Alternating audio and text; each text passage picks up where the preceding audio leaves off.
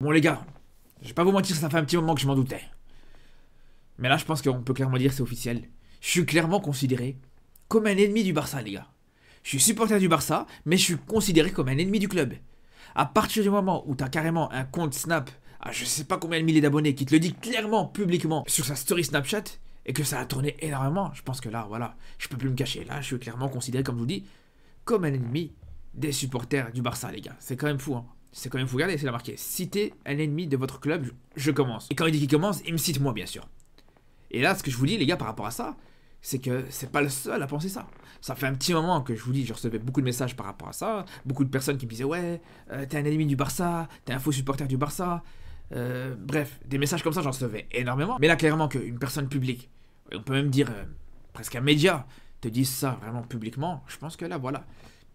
Vraiment, je peux dire aujourd'hui, je suis pas apprécié par les supporters du Barça. Et je vous dis, ce snap-là, cette story, elle a tourné énormément sur Twitter. On me l'a envoyé moi-même sur Snapchat plusieurs fois. Bref, je peux vous dire, voilà, que il y en a beaucoup qui sont d'accord avec lui. Et c'est pour ça que j'ai décidé de faire cette vidéo. Alors là, le but, je vous le dis tout de suite, c'est pas de me plaindre. Oh, regardez, ils sont méchants. Ah, ils me disent que je suis un ennemi du Barça. Je m'en fous complètement, les gars. Je m'en fous complètement. Ça m'atteint pas une seule seconde, comme ça, vous savez. Ça m'atteint pas du tout, donc voilà. Ne m'envoyez pas de messages de soutien et tout ça, ça servira à rien les gars, je vous le dis, parce que ça m'atteint pas.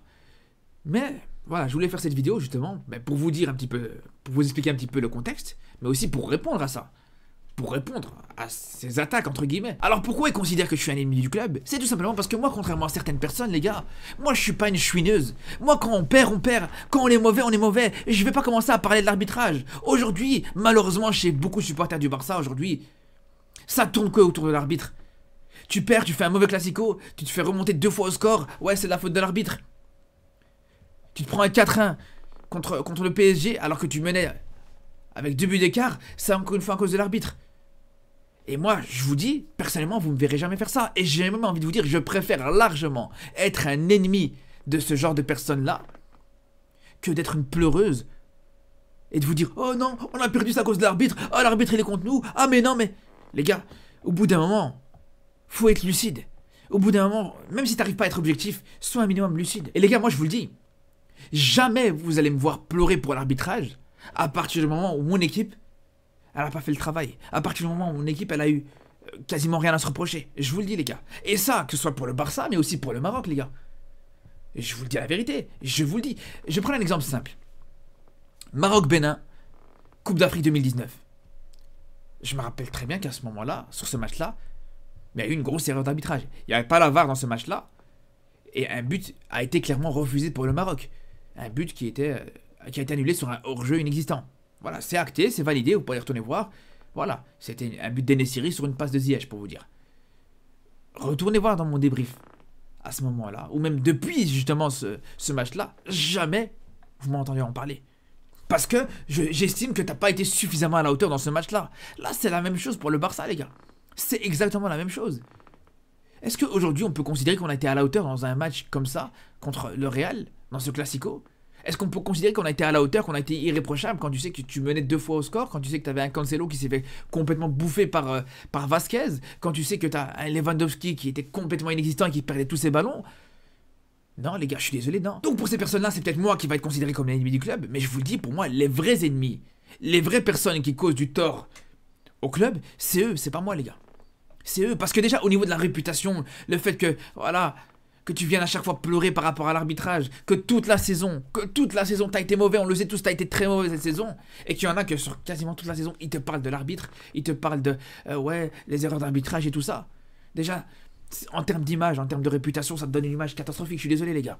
Je suis désolé, parce que le problème, vous savez c'est quoi le problème? C'est que quand tu seras vraiment bon, quand ton équipe elle sera irréprochable, quand ton équipe elle sera au niveau, et que là, tu parleras de l'arbitrage, peut-être à juste titre, là à ce moment-là, personne ne te prendra au sérieux. Là à ce moment-là, tu n'auras aucune crédibilité, et c'est tout à fait normal, parce qu'à partir du moment où même quand tu es mauvais, ou même quand il n'y a pas lieu de faire un scandale, tu viens faire des scandales pour rien et pour tout et n'importe quoi, et c'est sûr et certain que quand le vent il va tourner, quand tu vas voir justement un Barça recommencer à retrouver un niveau, recommencer à retrouver des résultats, recommencer à trouver un beau jeu, etc. Et que là, l'arbitre sera contre toi, personne ne te prendra au sérieux quand t'en parlera. Ça, c'est une première chose. Deuxième chose, comment tu veux que la situation elle s'améliore dans ce club quand tu vois que ça parle de l'arbitrage à longueur de temps?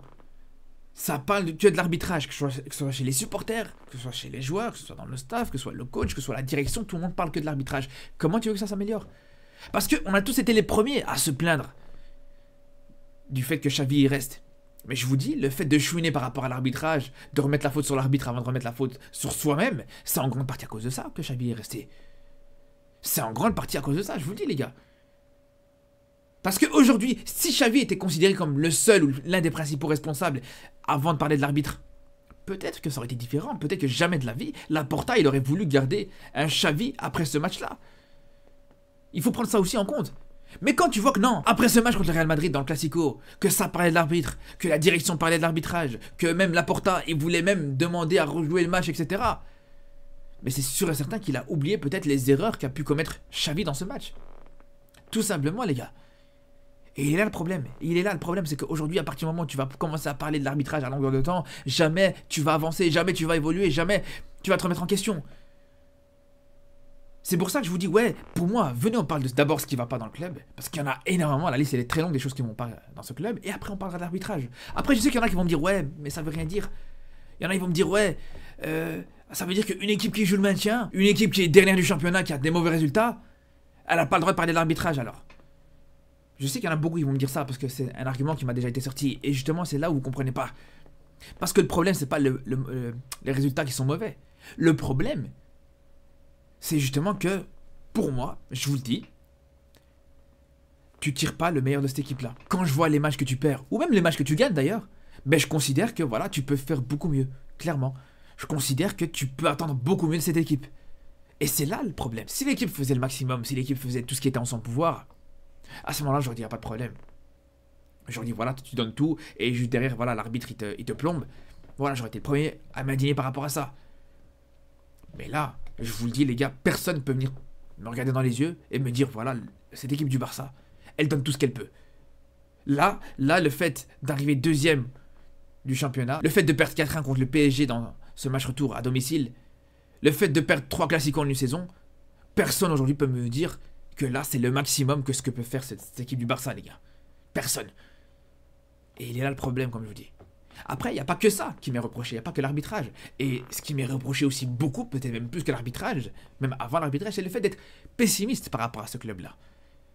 Mais les gars, jusqu'à preuve du contraire, malheureusement, j'ai envie de vous dire que mon pessimisme s'est toujours confirmé, les gars. Il s'est toujours confirmé. J'ai commencé à être pessimiste quand, les gars? J'ai commencé à être pessimiste au début de la saison. Vous vous rappelez au début de la saison, quand il y a eu une très belle période, quand t'as tapé le Betis 5-0, quand juste derrière t'as tapé l'Antwerp aussi, sur le même score d'ailleurs. À ce moment-là, tout le monde était euphorique sur le Barça. Tout le monde se dit, ouais, voilà, le Barça magnifique, le Barça va retrouver son vrai niveau et tout ça. Et moi, je me rappelle, j'avais fait une vidéo pour dire, attention, c'est bien, tu tapes le Betis 5-0, tu fais le même score contre l'Antwerp, t'es sur une très bonne dynamique, c'est très bien.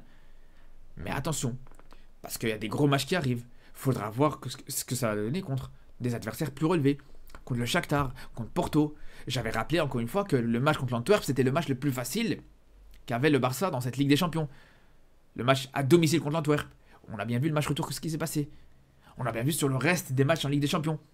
On a bien vu sur les Classicos ce qui s'est passé aussi. Parce que c'est bien de gagner 5-0 à domicile contre l'Antwerp. Mais quand tu te fais balader contre le Shakhtar, quand tu galères contre Porto, quand tu te fais taper contre l'Antwerp au match retour, ah là, il n'y a plus personne qui va dire, ouais, c'est vrai qu'au final, Chronique, il avait peut-être pas tort quand il était un petit peu pessimiste. Voilà, les gars. Voilà, c'est exactement la même chose. Contre le PSG, quand il y a le tirage au sort, quand je disais qu'à tout moment, tu pouvais te prendre une humiliation contre le PSG, on a bien vu encore une fois, c'est ce qui s'est passé, les gars. C'est ce qui s'est passé. Et j'en suis dégoûté, là, les gars, je vous le dis. J'aurais bien aimé me tromper par rapport à ça. Mais on le sait, les gars. On le sait, cette équipe, on la connaît. Cette équipe, on la connaît, on sait que cette équipe du Barça, elle est capable du meilleur comme du pire, qu'il lui faut juste ce petit déclic négatif pour sombrer dans un match. Ça a été le cas au final au match aller et au match retour contre le PSG. Au match aller, sur les 5 premières minutes, là, enfin sur les 5 minutes où tu te prends 2 buts, et au match retour, ben voilà, ce petit déclic, ce moment où tu as flanché clairement, c'est le moment où ben, tu as eu le carton rouge d'Araujo qui a fait basculer ce match complètement négativement. Et ça, tu sais très bien que c'est quelque chose qui peut arriver dans chaque match avec cette équipe du Barça. Mais après, le problème, et ce qu'il y en a qui veulent pas rentrer dans leur crâne, c'est qu'entre le fait d'avoir ce sentiment-là, d'être peu confiant pour un match, d'être pessimiste pour un match, et espérer, justement, ce scénario-là, c'est différent. Il y en a qui pensent que parce que Je redoute un scénario, parce que je redoute une élimination contre le PSG par exemple, parce que je redoute une défaite contre le Real dans un classico, ben il y en a, ils croient que c'est ce que j'espère en fait. Et voilà, il est là le problème. Il est là le problème, les gars. C'est pour ça que ça sert absolument à rien de discuter avec ces gens-là, les gars, je vous le dis. Mais bref, voilà. J'étais obligé de répondre par rapport à ça. J'étais obligé. Au bout d'un moment, quand même. T'es considéré comme l'ennemi public numéro 1 dans ton propre club. C'est pas tous les jours, les gars. Je vous le dis. Mais, je vous le dis, les gars, je regrette rien du tout. Je changerai rien du tout. Je vais toujours continuer à être comme ça. S'il faut dire les termes, on dira les termes. S'il faut critiquer le club, je serai toujours le premier à le faire. Et s'il faudra dire des choses positives, je le ferai aussi sans problème. C'est tout à fait normal, les gars. En tout cas, n'hésitez pas à me dire ce que vous en pensez. De toute façon, on se retrouve très très vite. Et surtout d'ici là, prenez soin de vous.